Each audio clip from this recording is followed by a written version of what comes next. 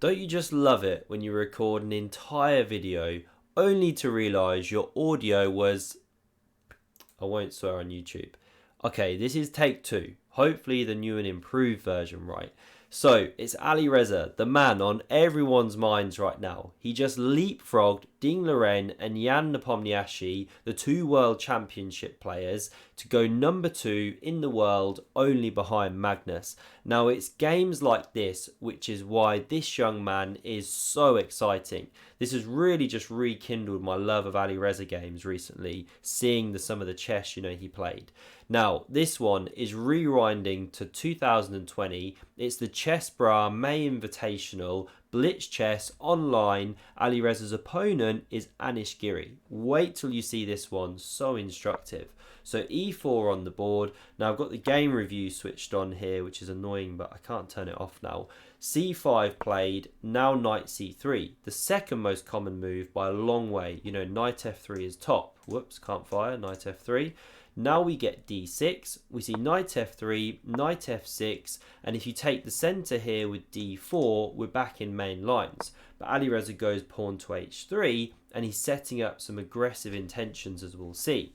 So knight c6 now played, we get d4, captures, knight takes, and now pawn e6, the Scandinavian pawn structure. This is why the game review is annoying, it's giving it this annotation, but ignore that, it's a fine move.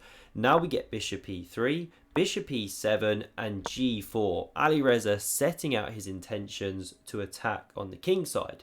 Now, if you remember nothing from this game, remember this. If you're getting attacked on the flank, then counter in the centre. Most of the time anyway, rule of thumb.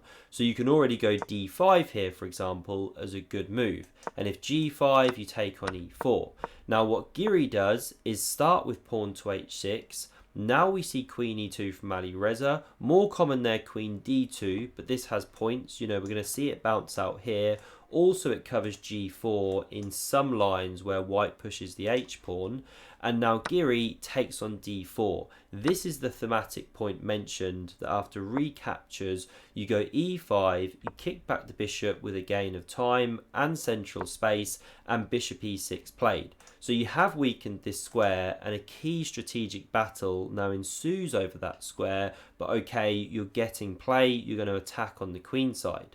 So we get queen b5 check, flicked in by Alireza, and it's a nice idea. If black plays queen blocks, which looks very natural, you can actually get quite a nice end game. Well, it's kind of an end middle game, queenless middle game. You've got nice pressure on this pawn, just a bit better for white. So instead, we see bishop d7, that one drops back to defend, and Alireza doesn't take the pawn because you're actually just opening a lot of lines for black, basically. This pawn would have to be defended, and then queen c8 is strong, not only hitting the knight, but if the king ever castled king side, there's also ideas of sacking on g4 with the bishop, creating a big attack. So after bishop d7, we didn't see queen takes on b7, the queen dropped back, and now bishop c6 targets the e4 pawn as well as covering this square. So f3 defends, we see castles from both players, and now Giri goes for one of the second top ideas, but not the first top idea.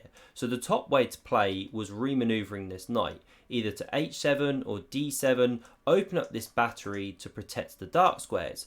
But Giri pushes his queenside pawns with pawn b5.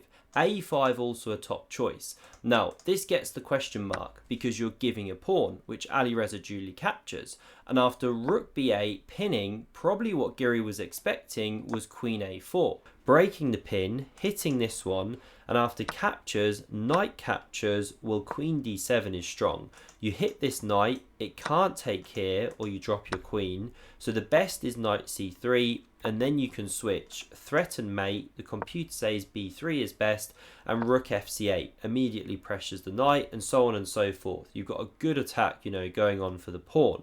So that's why Alireza, he didn't play queen a4, he comes up with something so much more special, right? You guessed it, bishop takes on c6. And look at that, the computer doesn't love it, it sheds some advantage. But what an Alireza move. Giving the queen, and this is a genuine queen sack. So queen a5 threatens mate, king b1, and where Alireza's compensation is coming from is this huge grip on the d5 square, which then kills this bishop, plus this is a bad pawn, And to boot, he's got that bishop pair. So he's more than got compensation for the queen. The computer gives white as marginally better here. So we get rook c8 hitting the bishop. It drops back to a4. And now a nice try from Giri. If he sits there, he's worried he's just going to get squeezed. This is blitz chess. So he sacks the exchange here by taking on c3. And if Alireza captures with the pawn, well, black does get really good play with pawn d5. You know, if captures, the knight's coming in, plus you've opened up the bishop on the dark squares. If you don't capture, well, okay, there's new threats. You're attacking this pawn. You're threatening to take here twice with the pawn and knight. You know, good counterplay for black. But what does Alireza do? Well, after takes, he flicks in this bishop d2. Absolute best move. Brilliant stuff. And you can't try and give back material because after the smoke clears, white is actually an exchange up, completely winning. So what we see instead is queen c5. Alireza now takes and he hasn't have to ruin that pawn structure. So the king still sits safely. Now we get knight h7, looking to hop into g5. h4 covers that, but even though you've blocked that route, well, the knight still has a journey via f8 and then either e6, g6 into f4. So still a great maneuver by Giri. We see queen f2 played first though, targeting the f-pawn. The rook covers, queen e3, and now pawn b4. So Alireza starts running. Again, if I run it back, it's calling b4 a miss. What does it want? Okay, it wants bishop b5. You know, it's just saying it's not the most precise move, right? Shed some advantage, but still a good move. White's still got advantage after this one. So we see knight f8, again a miss, but whatever. What did it want? It wanted, what, queen e2? Okay, this is still a great move. Now we see bishop to b3. We get knight g6 on the board, and now this is so instructive from Alireza. How many of us, you know, this pawn is attacked twice, would just be pushing on pawn h5, you know, the knight hops in here, okay, game goes on. But the reason this is not so good is these pawns, whilst they might look impressive, they're just closing down the rooks, right? It's hard to now get this one into the game. The knight's getting pretty active. Black's getting some good stuff going on the dark squares. So what does Alireza do? Pawn g5. He literally sacks a pawn just to get these cannons blasting down the board, and that's what we see straight away. And not only are you pressuring the bishop, but there's these sneaky tactics because the knight is not actually defended. That pawn is pinned to the king by the bishop, so don't go moving this one, you know, you drop your knight. He's devilishly tricky, as Magnus Carlsen once said. So king f8 played, breaks that pin. Rook d1 targets this pawn. Now you can't actually take it immediately, or you drop this one with check, but the queen's tied to the defense of this bishop if it ever wanted to move. So okay, it already drops back, covers that pawn. We now get bishop d2, and here Alireza is encouraging the takes on f3. Why? Simple stuff. He wants to break through to the king. You know, after takes. You don't want to step into the windmill, so you go this way, you take. This is loose. Just really good for white. The whole board is opening up. Always going to favour white with the bishops and the rooks. So the queen comes here. Great move by Giri. Just trying to keep everything kind of targeted, probe, you know, try and create weaknesses. That's how black will win this game.